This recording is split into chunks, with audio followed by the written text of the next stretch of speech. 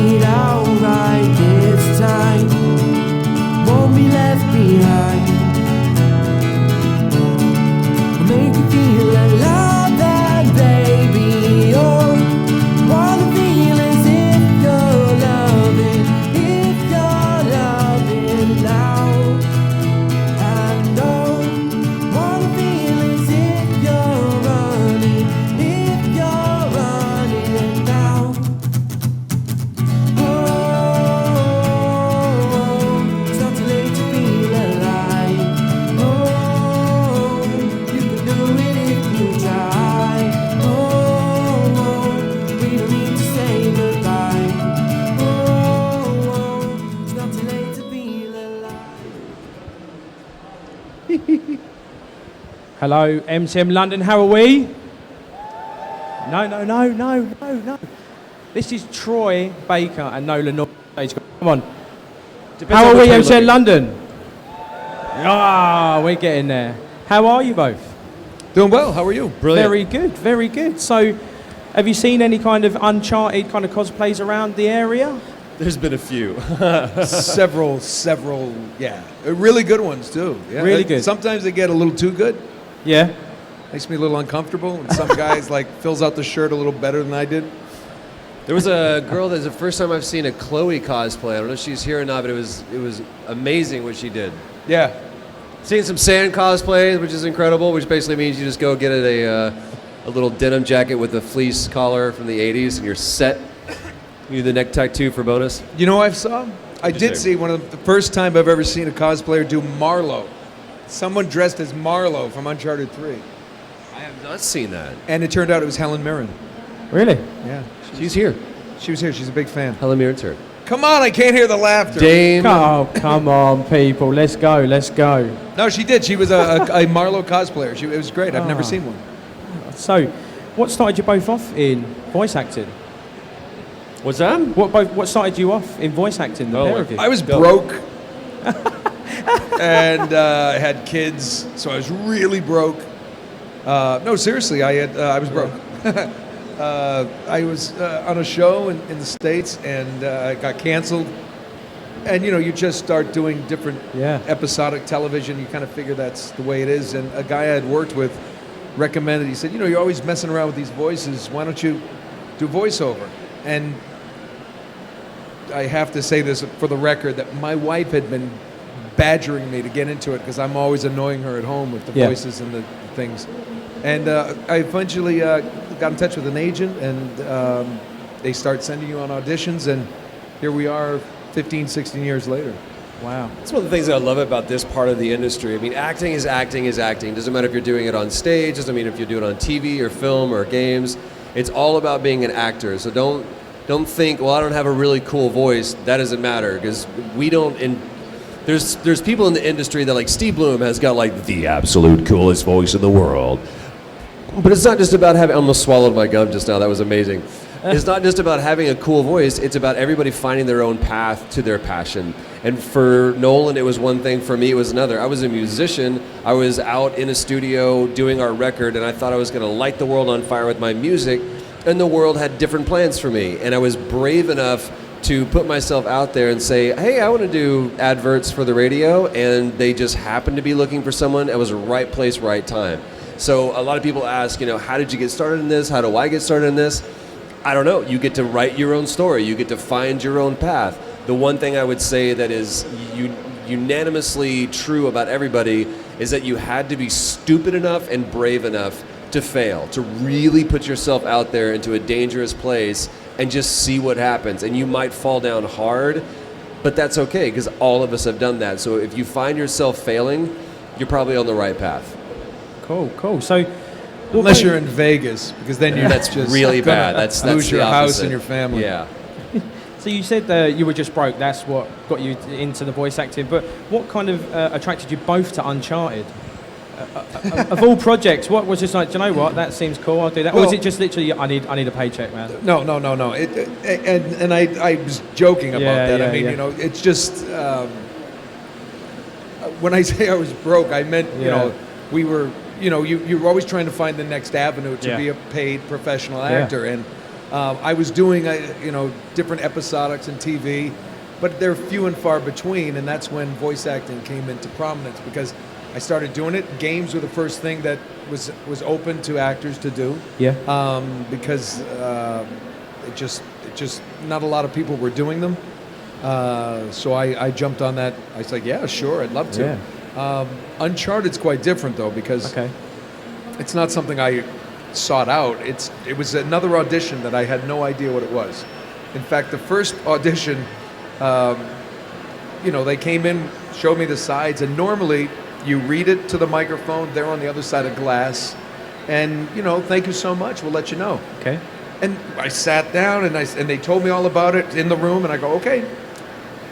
Yeah. And they just were standing there. They go, anytime you're ready. I said, you're gonna, and somebody was filming it like this. And I said, you're going to be in here? And they said, wait, has no one told you this is performance capture? And I had no idea.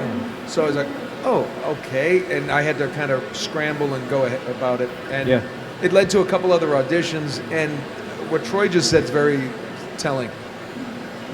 I was the right guy at the right time. I was the right fit at the right time. And I've said this before, it's the best job. It's my big break. It's very hard to let it go now that we're done with it, but it made me a better person, better actor. Overall, it was the most special decade of my life as a career-wise. Right. Yeah. Okay. Yourself, Troy? With Uncharted, stop it. Stop. He's never used a Easy. mic before. With Uncharted specifically, I remember where I was the first time I played Uncharted. I was in Texas doing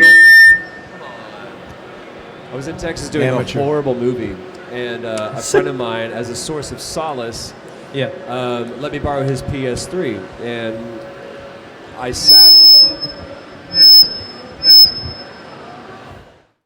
sorted out. I sat in my hotel room and I played Uncharted, and a friend of mine told me the process that they went through to actually make this. And so I've been with the Uncharted franchise since the beginning in a completely different way as a fan.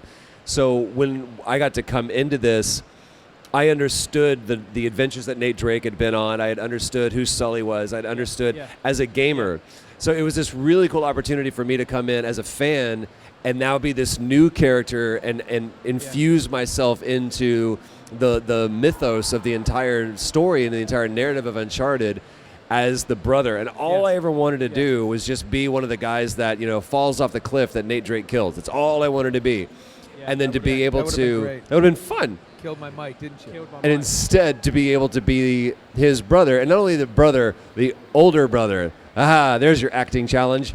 Was incredible. So for me, that's literally a dream come true because before he and I were friends, I was a fan of his. So it's kind of that fanboy dream come true. Yeah.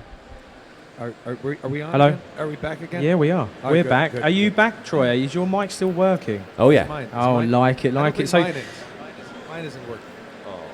yours ain't working? No, I don't think it is. Oh, no. Just borrow his. That's it. There we Yeah. go. Somebody brought me Hello, back. everybody. I was getting cheeky. I was causing that. Yeah. I was causing that. It was on purpose.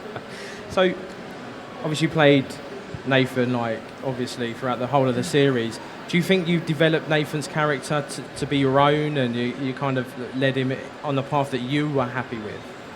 Oh, absolutely. I mean, I was invited from the get-go to infuse as much of myself in the character, and I think that's what makes it so rewarding that so many people around the world fell in love with this character. Exactly. Because, they just asked me from the get-go to, how would you treat this situation? What would you say if something comes to mind, you want to ad-lib, if you want to make up as you go? Yeah. And I think that's why I got hired. I remember in that second audition was in an actual bigger room about the size of this carpet here, and it was one part of the audition scene where I had to run and jump behind a rock. Yeah. And it was kind of like a gymnasium floor, wood floor, and I ran and I just set up the chair, like the chair was the rock, and I just ran and I slid and I went right past the chair, and I was like, and I think it's the first time I went, oh crap, and I crawled back behind the chair, like pretended I have the gun. Yeah. And everyone laughed because and it turns out that's exactly what might happen in a game and he just tries to do the cool move Yeah. and looks like, crap, and back to the thing, Yeah. you know? And interesting story, Emily Rose, who played Yeah. Elena, who is here, you should go see her. She was the reader. She had not been hired to be. No way. She was the reader for my final audition, and she laughed at it, and they saw our little rapport, and they kept looking at her, going, "Let's read her for the role," because they Yeah. were reading other people. She was the reader, and that's where Wow. Here we are. Wow. What about yourself then, Troy? You had to do some stuff with, obviously, you done Samuel. What did you do, like your own kind of style on him? Did you feel like that when you played him, you progressed with him really well? Or the other stuff you think you could have done? It's kind of the, I think it was Michelangelo who said art is never completed, it's simply abandoned. Yeah.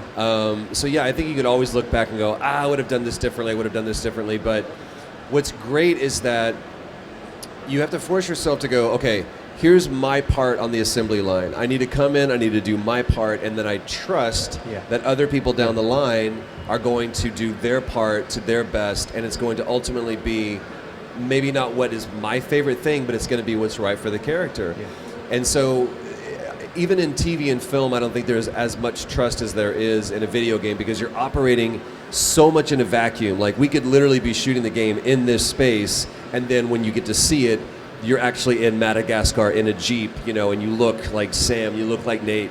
So there's a lot of trust that goes into it, and I've learned to just turn that part of my brain off. Yeah. I'm in that moment with him or with Emily or with Richard, and we're just doing that scene, and then I get to see it as a gamer. So my acting brain turns off, and I just watch those characters. And if I disappear behind that role, then I've done my job. Yeah. If I notice Troy peeking out above Sam, then I notice that I need to step back a little bit. There's a little bit of ego and arrogance that's coming out.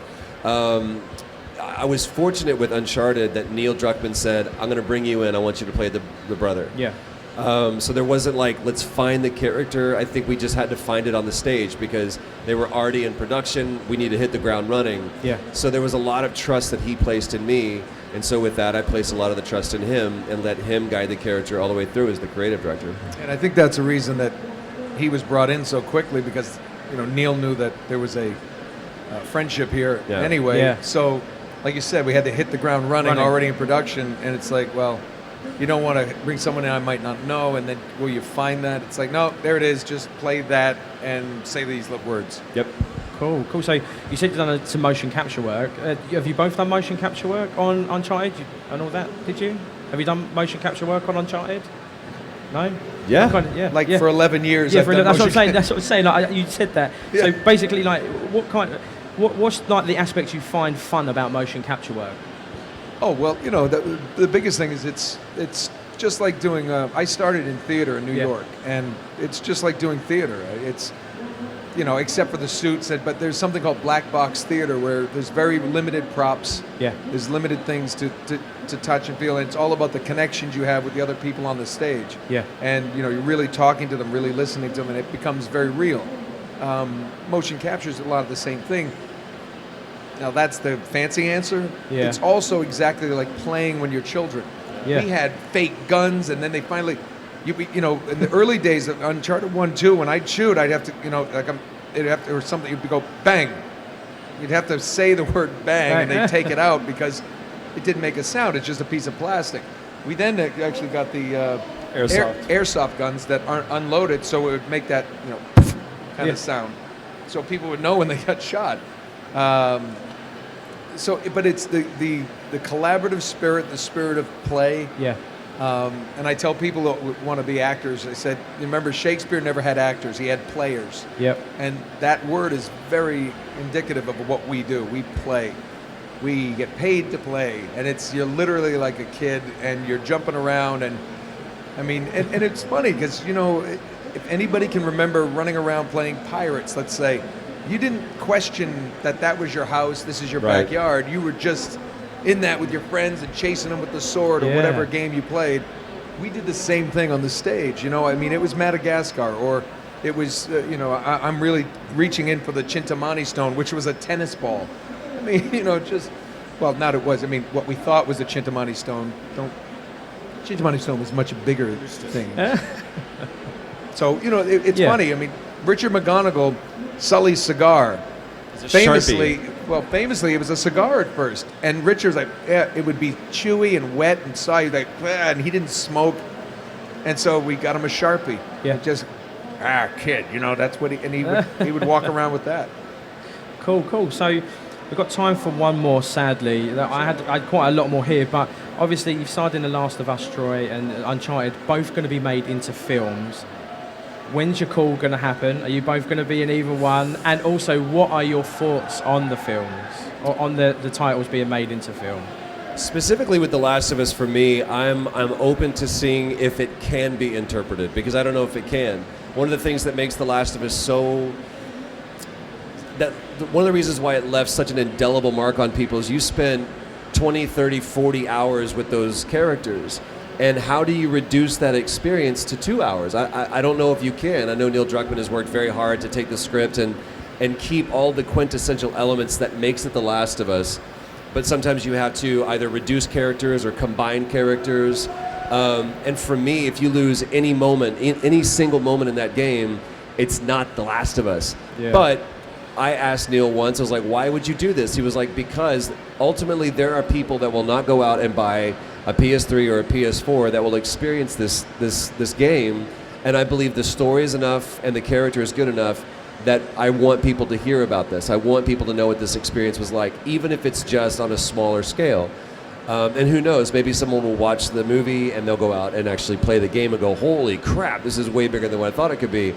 I'm open, though, to anybody playing Joel, anybody playing Ellie, as long as they understand who those characters are and they don't just try to do something that's selfishly serving themselves. Yeah. I want them to understand what the game is. I want them to understand the story.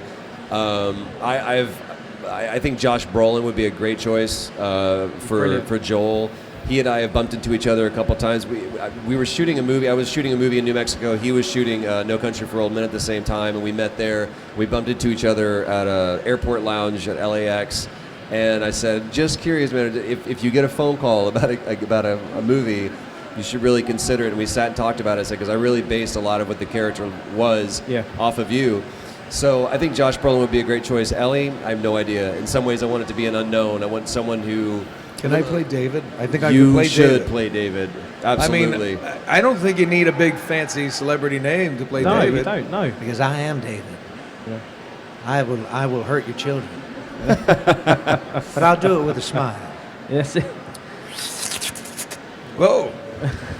In terms of the Uncharted movie, it's very interesting. I didn't know that Josh Brolin story because on the set of when I did Star Trek Into Darkness, I had the same conversation with Chris Pine, who I thought would be a great Drake. Great Drake. Yeah. He's a good actor. He's a thoughtful actor. Yeah. And he's funny.